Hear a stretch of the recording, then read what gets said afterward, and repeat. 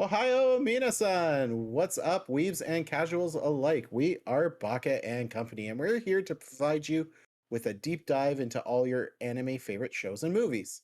We'll talk about both new and old anime and everything in between. If you have suggestions, please send them our way by giving us a tweet over at Baka&Co Podcast on Twitter or sending us an email through at bakacopodcast@gmail.com. We also want to give a huge shout out to Akano on SoundCloud for our intro. On this episode, we'll be talking about Vivy, the Fluorite Eyes song, and my guests will be. He's My not a hot guess, I dog. guess. God damn it. Ruined my intro.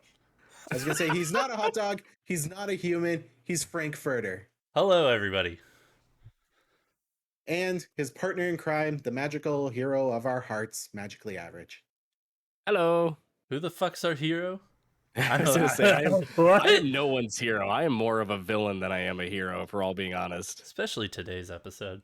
Yeah. We got that energy going for us. So, if you don't know what Vivy is, the Fluorite Eye song, a little brief overview. Highly developed AIs start to come out in the world.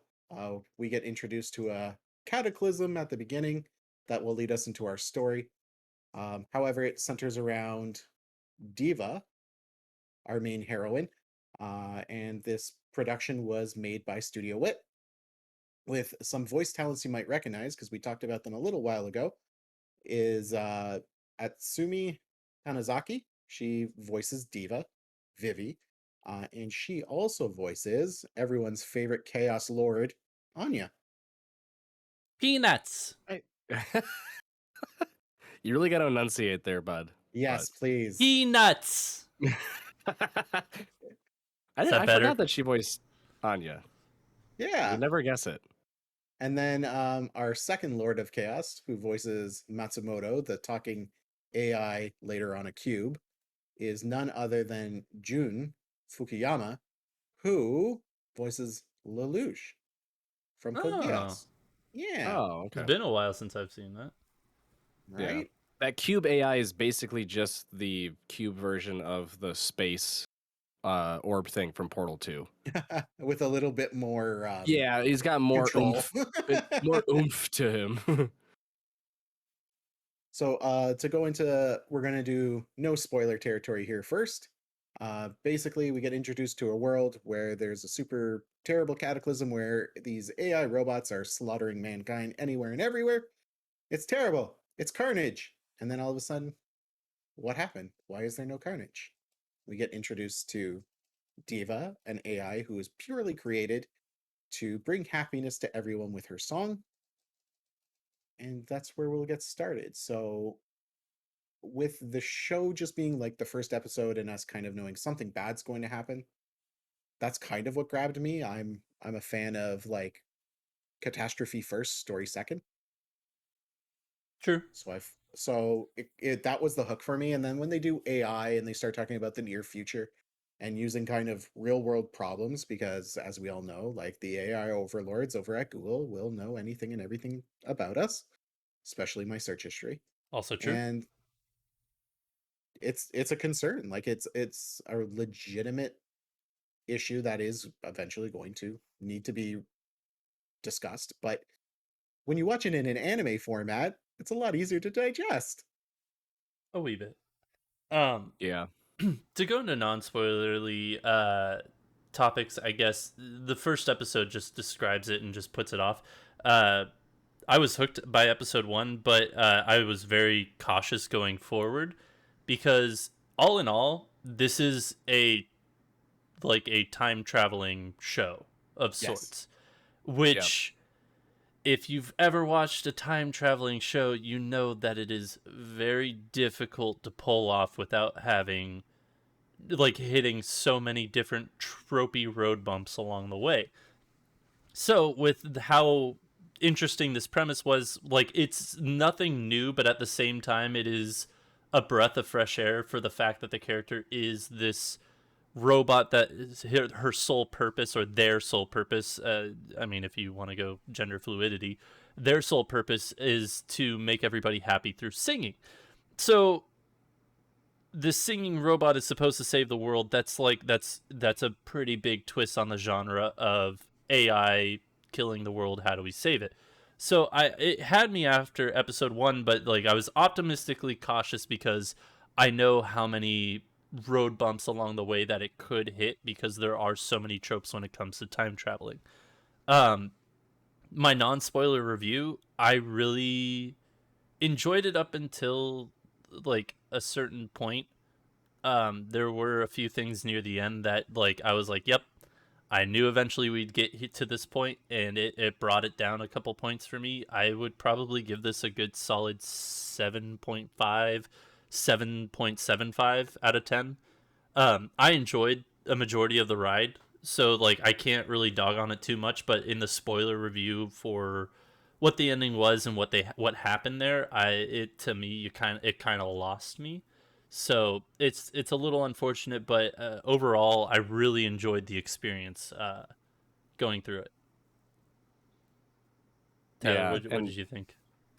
I I mean, without rehashing what everyone's already said, I liked it actually up until probably the halfway point, because that's when Okay, we started to get it was sort of a turning point where we started to get a little bit deeper into the purpose behind this one AI going through these different events in history, and understanding a bit more about her purpose in the whole plan. This whole it's not really a spoiler, but it's this they deem it the her Singularity job. Project. Yeah, her job. Yeah, yeah, and I was really invested in learning more about it, but I felt like the more I learned and the more they started to unravel, the less impressed I was with how things were unfolding.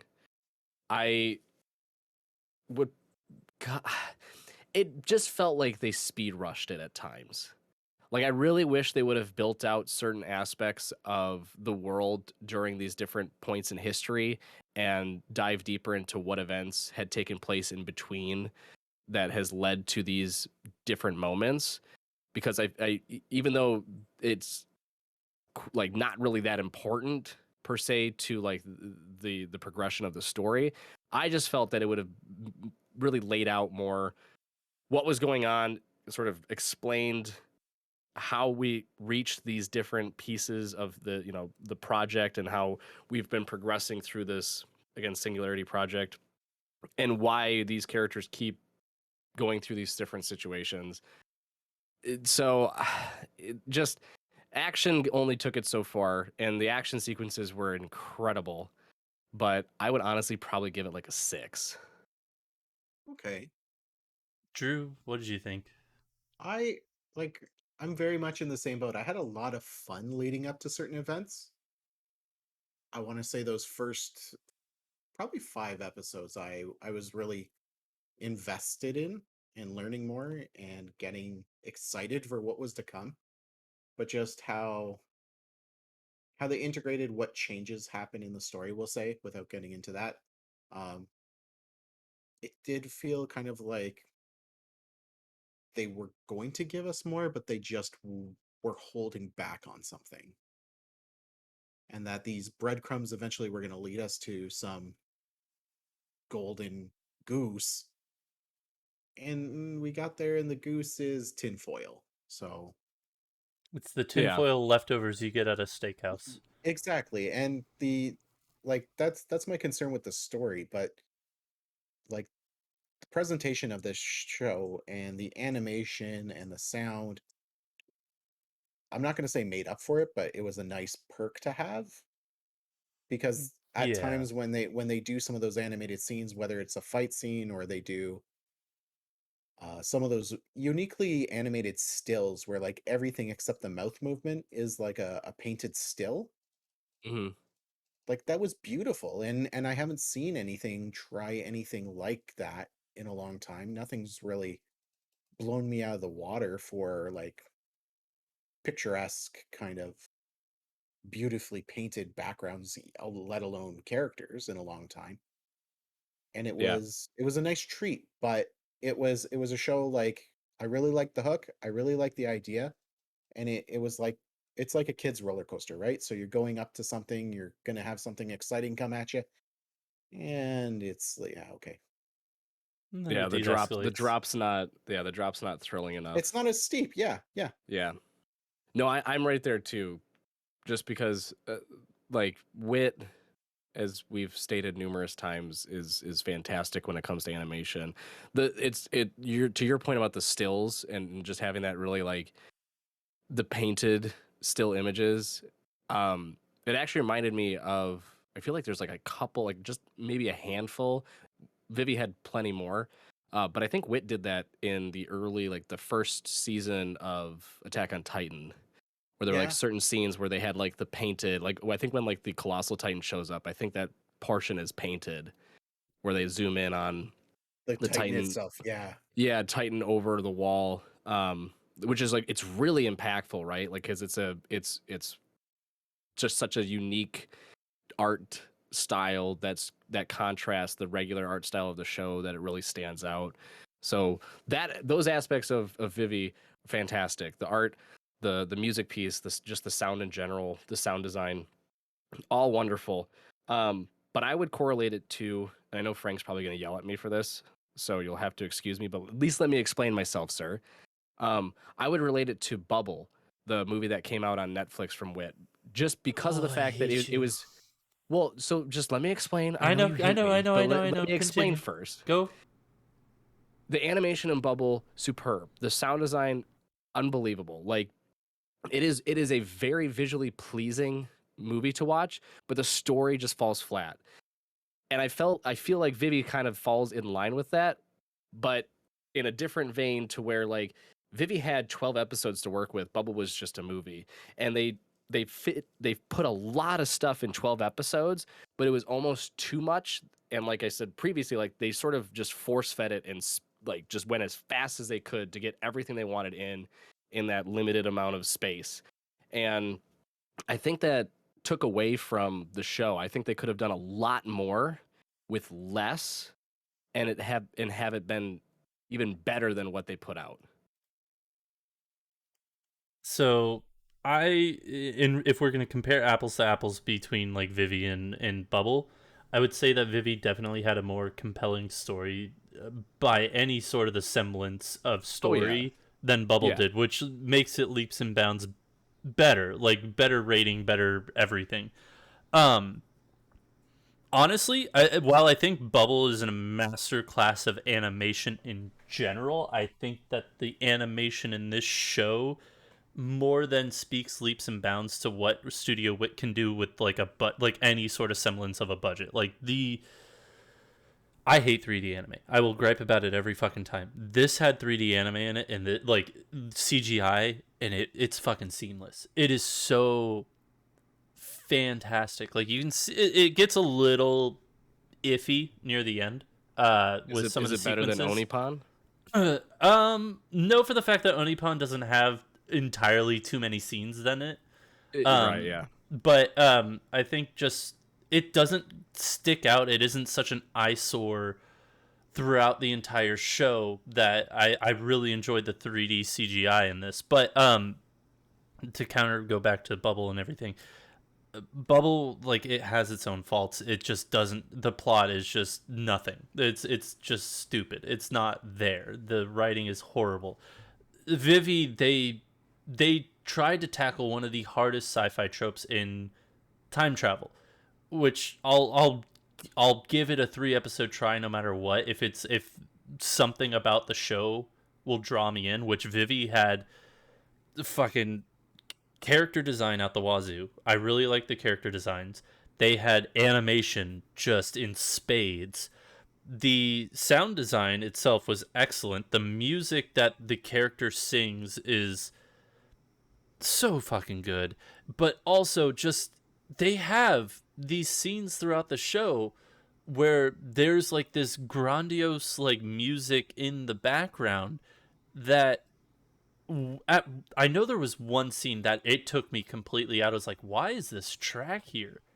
Otherwise, like, it was an amazing track, but it didn't sync well with what was going on screen. But like, other Interesting. than that one moment, the music in this show is breathtaking. it is so good. Like it's something that you would expect something to be in a movie like Bubble, but this show was so good, and the only thing that's holding it back is to me is just what kind of the minor ending gripes that I have with it. But it's like, yeah, we can talk and flaunt about all day about how good the animation was, because and honestly, this is probably one of the best animated shows I've seen to date. Wow. I don't know how you guys feel about that. Like, to me, like, that's how I feel. I'll say it's up there. I really enjoyed the action scenes, and I even have a note that I was taking. Like, this is the first time I actually sat with a notepad open while I was watching the show. And the bike scene in episode 5, plus the music, plus the drifting mechanic that they were using. And I say bike scene because it wasn't a bike, it was that cube thing. Yeah. Yeah, yeah. Yeah. So just everything lined up so well for that. Like, you have the story beat of what she's accomplishing in that episode. It leads up to, like, hey, I'm on this mission, like, I have to change, like, my outlook, my being, to accomplish this, because what I'm going to do is horrible. And just everything leading up to it, the Matsumoto, her cube AI companion, quote unquote, just getting ready to help her, and it just, like, that music hits, the action scene hits, the, like, my favorite animation thing that they do in a lot of anime is the missile spam. So whenever an enemy fires, like, a ton of weaponry, whether it be lasers or missiles, it always comes in those really beautifully drawn huge lines. I'm using my hands to talk and my avatar is freaking out. Um, and what ends up happening is you have these really cool scenes where, like, they're using a flying vehicle, but it's drifting in a certain way, Yeah. and there's explosions behind them, and I'm like, I'm ready for more of this. Let's go, Vivy. Like, this is awesome. I didn't know I was watching an action anime. And then my next note for, unfortunately, the next episode is, why does the animation drop off? I wouldn't say that it drops off. It's just I feel Yeah. like there's There's a there's only different tone. okay, you got to Uh, so I would say, like, give we've already kind of given our ratings. Drew, what is your rating? And then we'll hop into spoiler territory, because I feel like Like, we out of can't 10? talk about, yeah, out of 10, yeah. because feel like if we were going to continue this kind of type of Yeah. conversation, we do need to jump into spoilers. So, fair warning, after Drew gives his ranking, we will be going into spoiler territories for Vivy. So, fair warning if you Um, want to drop out. so my anime list won't let me split ratings, but Right. I like a 7.9 to an 8, and to carry it over to an 8 would be for the quality to stay as high as it was. Okay. Because there's certain points where I feel maybe the director wanted to convey something different in Hmm. a scene, and so, like, that the episode I'm talking about, again, spoilers. So we're Episode going 5, we into have spoiler territory now. okay. Episode 5, Vivi has to kill another AI to save millions. Yeah. She kills the AI. We learn later she has a psychotic break because of it, and she splits the Vivi personality and the Diva personality. So Diva is who she was originally programmed and built as. Vivi is the alter ego that she takes on to do the Singularity Project and prevent the AI uprising, because apparently she's the only one that can do it, because she's the only AI that reaches over the age of 100. So when we go into the next episode, where she's now a songstress, she's, she's performing for large crowds, she has very crazy fans, is another note I wrote, because we have a couple people in the crowd that are like, hey, you know what, I'm all about this AI, she's going to get flowers. And then we have another guy whose face is looking like the person who got injected with, like, the T virus, and they're just going manic in the crowd. And he's not being held back. He's with the rest of the crowd having a good time. Um, but there's something in the style change for that episode, because, like, herself, Vivi, is now Diva. I feel like because they're trying to convey that they're not the same person. Yeah. That's why it changed a little bit. But even still, like, the show had enough legs to get me through that hiccup. And I think I think that was my only really big concern, is that like we had a change, and I was like, well, the show's been this way for 5 episodes. Why are you changing on me? And that's probably my only gripe, and why like I would rate it like 7.5 out of, instead of an 8. Okay. I'm just gonna go into my gripe with it because Tyler, you probably share the same gripes that I do. Plus more because I gave it a 6. Probably plus more. So you had me until you were in Vivy was in the museum. She gets put in the museum in about episode 10, 11, to where she can't sing anymore, and she's just basically there as like, hey, this is what I did. I'm one of the oldest AIs here. Here I am. I can't sing anymore. And you see time goes by because this one obsessive kid is just like visiting her over and over and over again, and you're like, okay, more than likely this little bitch right here is Masamoto, or whatever the fucking cube is. Like, he grows into Masamoto, No. which happened. Kind of. No, it is him. The little kid ends up being the professor who makes the program to put into the cube. He's the professor that makes. He doesn't become the cube AI. It's correct. Like they have the same name. They have the same name. Yeah. He is the creator of the cube. But like, it's like, okay, trope number 1, doting little child over AI robot. There's one trope that I was just like, saw that coming, but you know what? I can overlook this a little bit. My biggest gripe is that this whole show is like, let's save the world from this one specific event. You get to episode 11, this one specific fucking event happens. You spent the entire show to try and prevent this, and you don't prevent it. So how are we going to fix it? With the next fucking time travel trope, let's go back and do it again. They fucking they don't really, they do, but they don't go back and do it. Like, it's one of those things of just like, it's really annoying that they go back and they do it again, and it happens, and they're like, well, we're gonna try it one last time, but you know what, I'm not gonna I'm gonna die, I'm not gonna push the button, but like, this is your last chance at doing it. Because like, once they go back and they come, I'm getting my timelines mixed up. The original timeline, or like the thing happens, they go back in time, they go through the 100 years, it happens, they try and stop it, they get so far, and the robot at the end is like, if you can sing for me because you made this song on your own, like, the reason the sing, like the AI uprising happened is the AI are like, well, yeah, I know this is in Tyler's laughing because we talked about before this that Frank should make a podcast in which he tries to explain a show really poorly, and this is me explaining it really poorly. Well, yeah, but no, I'm laughing because you're basically doing what I'm going to be griping about. Like, you explaining it is exactly what my gripe is. Like, they failed the mission, like, after the first 100 years, they get so far, and then the AI robot is like, yeah, we're uprising because the humans became too dependent on us, and then you went ahead and had the first idea of creativity amongst AIs. So we no longer need humans because we know that we could be creative given the amount of time. So fuck humans, they're all gonna die. Unless you sing us that song, and she can't sing the song. So what do?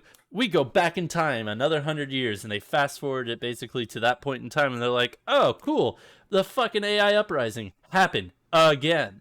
Actually, no, they don't do the 100 years. They do it to the day that it happens. Yeah. Sorry. Timelines, stupid. Time traveling, not fun. Anywho, they're like, okay, that's trope number 1. Let's go back and do it again. But this time, it's going to be the last time, because once she goes back in time and she like goes through the steps again, the professor who's going to send them back in time dies. So he doesn't send them back another 100 years, and it doesn't happen again. It's just like, it's these AI tropes of just like, we're going to send you back again, but it's going to be the last time. Ooh, get it right this time or we're all dead. And that's where I'm griping with it. It's just, you had a very good, compelling show and story, and then you threw it all to the tropes. Like, it was like, shit, we have a few episodes left. What do? well, we could always go down this route as a safe route, and you picked the safe route. It wasn't the right decision, in my opinion. Like, I don't know, there's other ways of doing it. I would have to think in a clearer head as to how to figure it out. But to pick the safe route and take the high road of we're gonna go back in time again, it's not it. That's my biggest gripe is the tropes that they were at the top of the tree. They just need to stick the ending, and they fucking hit branches on the way down. See, I would argue that what they really did was they tried to climb the tree as fast as they could, and every single branch they just kept hitting their head on until they finally concussed and passed out and fell down. My my biggest thing, and funny enough, you sort of in your rambling nonsense, Yeah, that was a sensical bit way, much. but like you describing the ending that way, sort of that encapsulates my thoughts of the show in that there is way too much crammed into 12 episodes. This should have been a 24 13. episode show. No, Yeah. this should have been 24 No, episodes. it was Yeah, 13, yeah. not 12. Sorry. Oh, excuse me. Sorry. We got that one extra episode. I missed Give another, us another give us 28 that minutes. extra 12, Apologies. 24 minutes. Apologies. It should have been 24 episodes. The for the sole reason of the fact that they had every single piece available to them. They set up the time travel elements really well right at the beginning. They built into it as the story progressed until it finally came through at the end with this whole reveal of like, this doctor was the one that did it, and here's the relationship to Diva and how she became Vivy, and here's how the Matsumoto AI cube came into being. Like, they got to that point, but it was so late into the show that they only had a finite amount of time left to then go, okay, well, now we have to wrap it up into some way. Like, there's got to be some conclusion. How are we going to do that? And that's what led to we time traveled and then didn't work, and then we time traveled again because we realized what didn't work, and then we made it work, and now everything's hunky-dory, kind of. People still died. We know like, the answers. Yeah. Yeah. So yeah. like that aspect of it is the most infuriating part, is that like they had like everything was perfectly laid out. Like they had every single element available to them to create a really, really good time travel, artificial intelligence, apocalyptic show. And because they had to speed rush it in 13 episodes, they missed out on a lot of opportunities to build out pieces of the story. Where what happened at the end was they sort of just fucking took pieces, like it's like finishing a puzzle halfway through by just gluing pieces into some random order and being like, it's done, I guess. It sort of works. Yeah. Like, it doesn't. That's my whole problem, is that it's so much investment into the first 6 episodes where you're like, this is really good. The world is very interesting.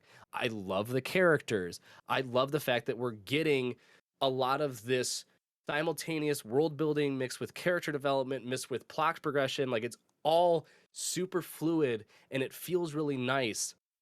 To then just have the latter episodes take you a fucking nosedive because they're like, oh, by the way, this is happening, and this is happening, and this is happening, and we're finishing up this, and this is happening, and it's done.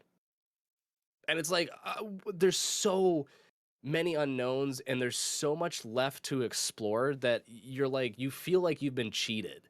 Yeah. Like I want to know what happened in between, because we're gonna get into, we've already into spoilers, but like basically the Singularity Project, there are only like a handful of events that occurred where Vivy has to change the course of history by doing some sort of action, whether it's saving someone, like the first person who's a senator who's initiating this bill to help give AI more rights like humans do, and he's going to be assassinated by this group. She has to go and save him, and then saving him causes another, because of like string theory and alternative The butterfly realities. effect. Right. Well, more string theory than anything, because it's like it's what would happen in an alternative reality, like what course of action would take place. Because of that, that leads into this next piece of history, and now these events have happened, and then she has to be brought back because another event's going to take place that could alter the course of history. But there's gaps of like 7 years, 15 years, 12 years, to where like literally in the show they're like, "Hey, Matsumoto, been 20 years. What you been up to?" And I'm like, 20 years? What? What's Yeah. happened? And they're like, "Oh, yeah, some things happen. Like you can see the AI communication towers getting a little bit bigger and whatnot. Like, oh, whatever. You can see some of the AIs becoming more intelligent. They don't look as robotic now. They actually have human faces now, like you do. Like, I want to know what happened during that piece. Like, there's a lot of different elements of the world that are being like sort of just thrown at you Yeah. with no explanation. And it's like you're just supposed to take it because it's like this is how you get the story moving along. Just don't ask questions. So I just felt like I was robbed at the end because they rushed it and they tried to cram it in. And yeah, to your point, the whole like we time traveled back and it didn't work. So what are we going to do to fix it? Let's time travel just slightly back, like a day, since we know this information, and now we can fix it. Yeah. And sure as shit, they do. And then all the AI evaporate into particle dust effect, and then Everyone. Yeah, know, Vivy does too. sacrifice myself to save the future. Yeah. That was another gripe So- that is just like as a trope.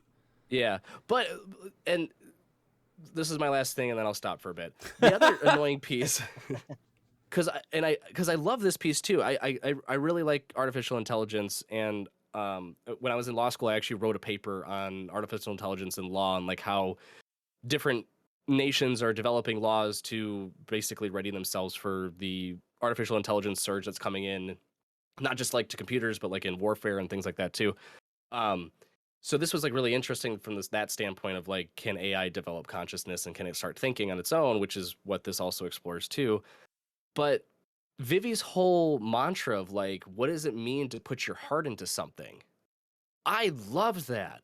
I thought Yeah. that was fantastic. She asked every single person, like in every one of the events that took place in like the first 8 episodes, she'd be like, "Hey, person I'm fighting that I just defeated, what does it mean to you to put your heart into something?"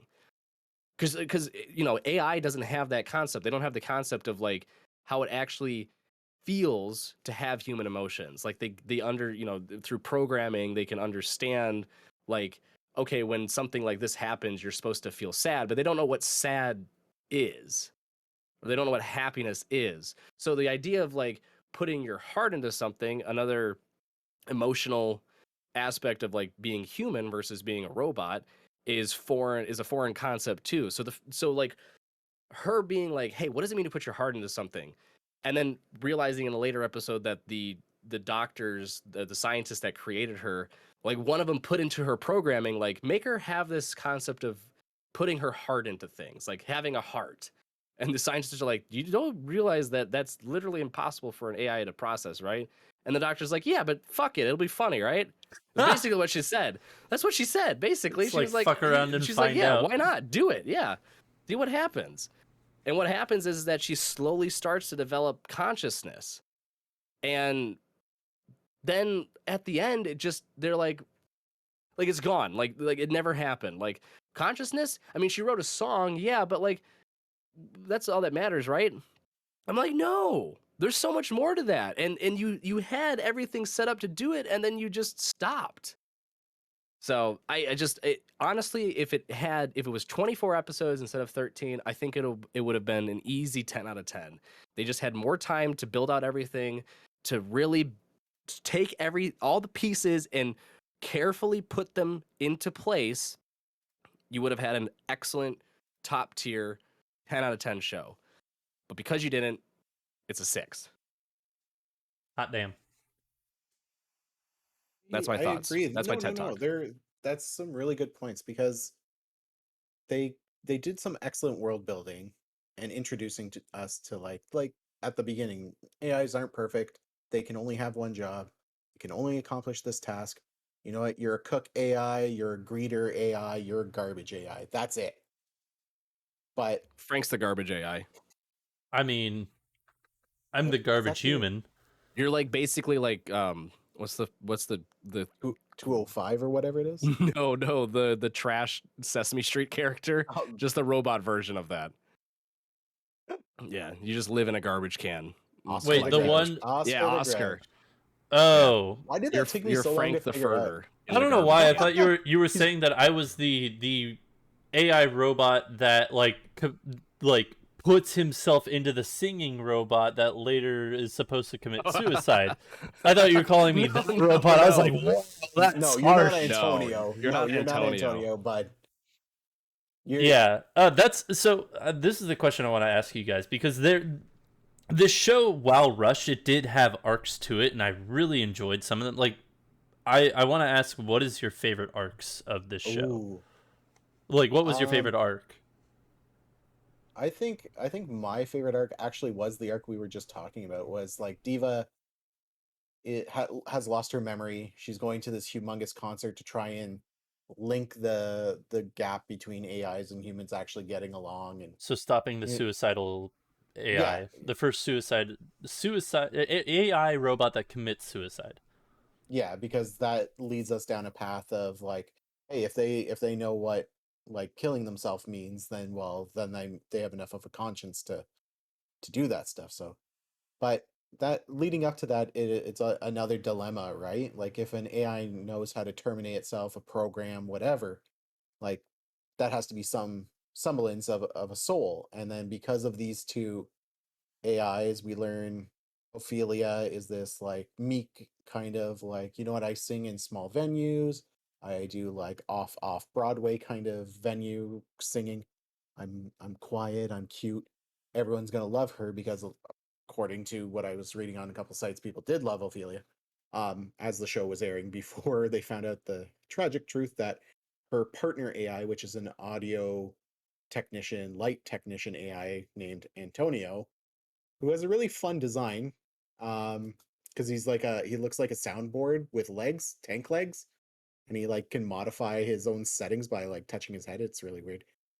But he downloads himself and overwrites Ophelia's programming because she's not strong enough to continue being who she is. She's got So self-esteem issues. yeah, She doesn't have the confidence enough to become the singer that right. he sees. So he's like, you know what? I'm going to use my programming because I know I'm confident as frick, but your skill to make you that powerful songstress that I want. Things go horribly wrong, and Diva kind of intervenes. But at that whole point, Diva is going through a scenario where she doesn't know who she is and why. Yeah. So she's trying to find a person who she's recognized. It's been at this point, is it like 60 years since she last saw him? Oh, you're talking about the human. Yeah, Shoot. Is it Kirishima? No, it's not No, Kirishima. it's like Yeah. Uh, Kari or whatever. I don't yeah. know. Kakitani. Okay, so it's been like long enough that this man that she met when he was in his mid 30s should be an old man by now, but he looks like young as the first time she met her Well, because that's she because meets, it was he was like He was his an AI. consciousness put yeah, yeah, it was an AI put into a body that looked like him. yeah, and so she's like trying to track him down. He's hacking, and Matsumoto's like, well, I don't see anything on these screens. So we have this whole thing where Diva is using her battle programming to activate stuff that she doesn't really know, and she's very concerned as to who the person on the other side of it is because how do you exist without knowing who you are? Yes. Oh, I was just going to comment on the fact that that episode is the single episode that infuriates me the most, I think. Really? Okay. But I can go into that afterwards. You I was can. Yeah, you can. trying to control myself because I'm No, like, no. oh, I'm remembering all these feelings and thoughts I had, and now they're all coming together. Well, it's one of the part of the arc that the style changed for me, and I was like, what are we doing here? Um, but that whole arc of how like Diva learns that you know what she had to do things to protect everyone, and she's kind of hidden herself away and like s- um trying to think the developer term, but like built a moat around herself to protect herself from herself. Um, yeah, and then she stops the suicide, but Ophelia still dies. Antonio still dies because we find out. that he can remote control himself, and this whole big fight ensues with But a it's very not a suicide. no, it's not technically, um, but it's a double suicide or a murder suicide. I forget what it It is. was. I think they Yeah, classified it as a like a murder suicide. murder suicide. But Which the still, it's technically an AI committed suicide, but not suicide, right? really. But like, yeah, it's fucking frustrating. But the perk of this arc is the really weird electronic warfare part of the episode, the weird battle where everything goes technorific and we got like Yu-Gi-Oh trap cards on the field and people That are stepping on. was Yeah, it that turns was all at the end. Digimon. That was at the end. That was the last arc. That was the No, this last is arc. the no, this is the No, Ophelia not in the Antonio Oh, arc. arc. Yeah, not in the oh. archive. Sorry. Yeah. Okay, Yeah, it that's my goes bad. Digimon. Yeah, it Yeah. goes full Digimon. But You're it was right. fun. It was an interesting way for them to visually show how like hypothetically electronic warfare would work. It was enjoyable. It was not as I don't know, like I liked this arc because of everything it contained, but action-wise I really liked the what was her name? The first AI marriage arc. Yeah, I don't remember the Brace. name, but Grace. Yeah, so yep. that was like animation-wise favorite arc. Story, animation, sound and design, Ophelia arc. Magically average. Give us your thoughts.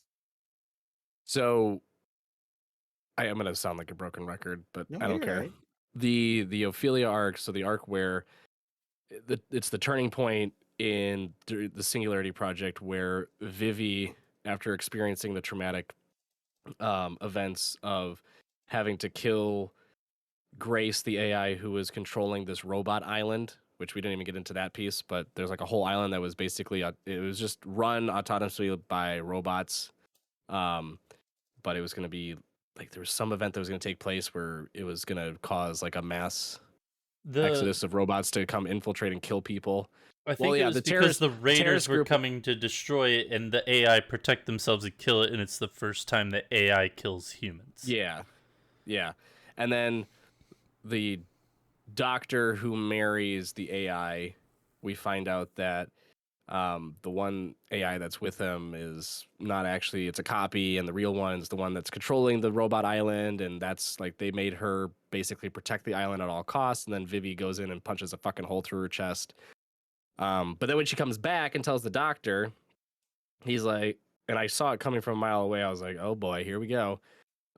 He shoots himself, and it was like one of the first times where like Vivi completed her mission and she thought she was doing something right, and the result was a human dying and taking their own life, and it caused like a system shock and she shut down.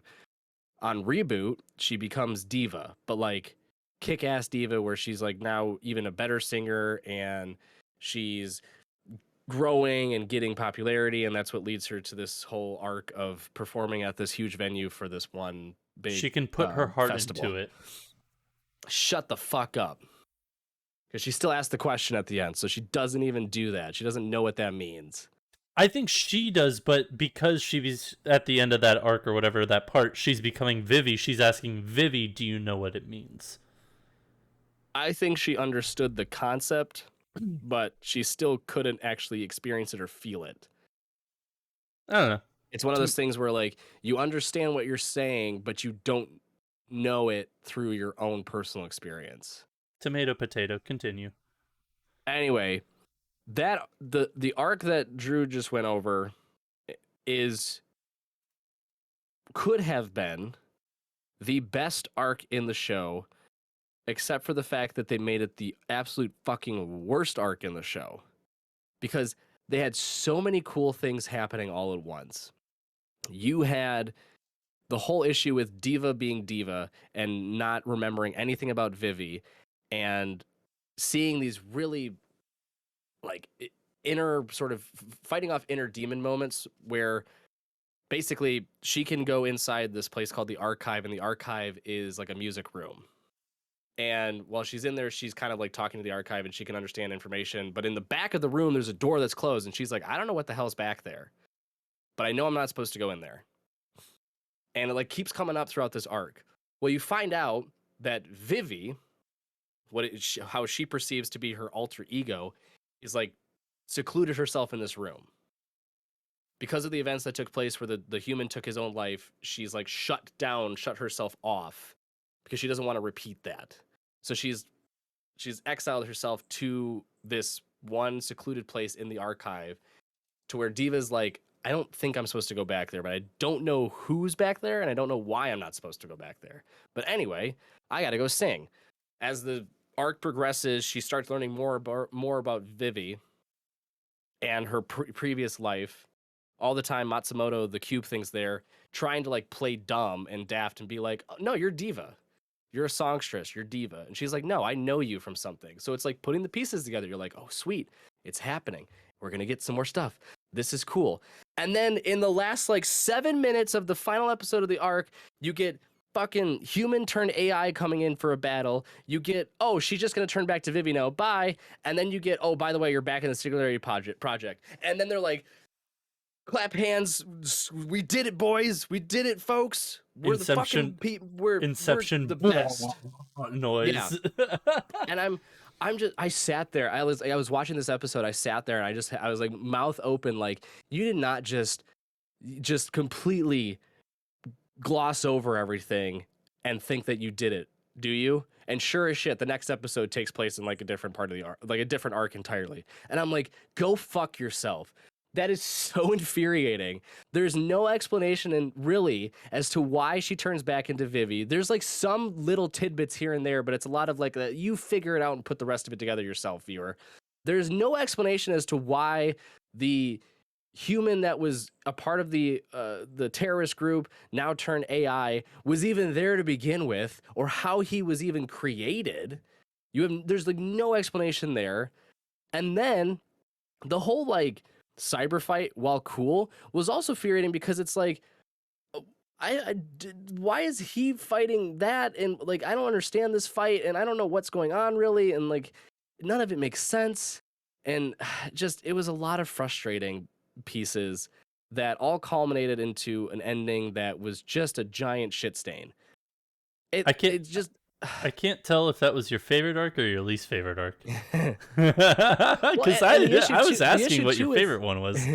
The issue, well, no, that was just me summing up why I hated that arc. My favorite arc was probably one of the early ones. Honestly, it was probably just the Sunrise one. Yeah. Because it was one of those instances where I'm going to go into it because that's my favorite arc, and I don't want... You've been talking for too long, good sir. Yeah, go for it. No, the Sunrise. I think the Sunrise arc for me is definitely my favorite arc because at this point we've been told that everything is humans versus robots. There's never really robots versus robots. This is the first instance of technical robots versus robots in which it's another one of those like, okay, it's a little bit of a lazy explanation, but because it's kind of done very well, I'll take it. In which like they go to this space hotel. Literally, this is honestly like, go watch. I highly recommend go watch this show on Netflix that I can't think of the name. Space Children, I think is what it is. Orbital Children. Thank you. It's really good. Literally, it's like Orbital Children, but better. Not better. Sorry, Orbital Children is better than this arc, but this arc is still very solid.